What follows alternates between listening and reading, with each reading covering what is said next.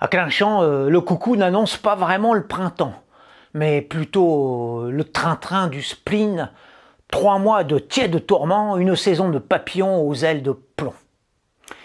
Il est le point de départ des jours vides qui s'écoulent, indolents, et des heures de langueur consacrées à attendre que tout passe, que tout se fige, que tout meure.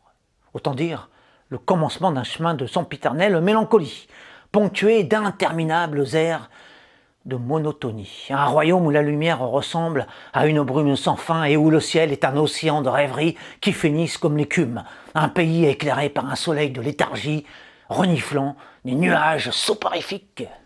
Un monde où l'horizon rime avec prison. Enfin bref, là-bas, le chant de l'oiseau parasite rappelle l'air sinistre du glas. Et le beau temps est irrespirable, du premier rayon de l'aube à la dernière larme du crépuscule. Non, vraiment, je vous le dis, ce village ne s'illumine d'étoiles et de cailloux et ne prend ses couleurs de bouse et de feu qu'hors des sentiers sclérosés de la pensée citadine. Si vous voulez trouver le bonheur dans ce trou de silence et d'inertie, sondez ses profondeurs au lieu de vous attarder sur ses surfaces. Ces vrais trésors sont au niveau des racines et non superficiellement au ras des pâquerettes.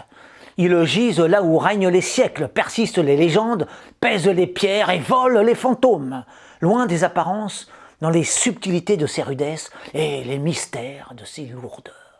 Aux antipodes de la plate chansonnette du pique-nid, l'âpre joie de l'esthète est pris de vaches et de vent, de flore et de plumes, de paille et d'ombre, d'herbes sèches et de vertes folies, ne réside nullement dans les insignifiances de mai, les banalités de la brise vernale et les légèretés du volatile qui, de branche en branche, répète ses notes annuelles immuables.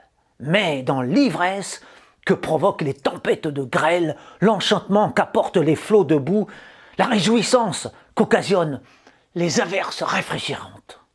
Sans prévenir ces rigueurs providentielles, tombées des nues, réveillent les statues de chair que vous êtes, vous, les visiteurs égarés en ces lieux, brisant d'un coup le rythme mortel de cette champêtre nécropole nommée Clinchamp. C'était mon 79e texte sur Clinchamp.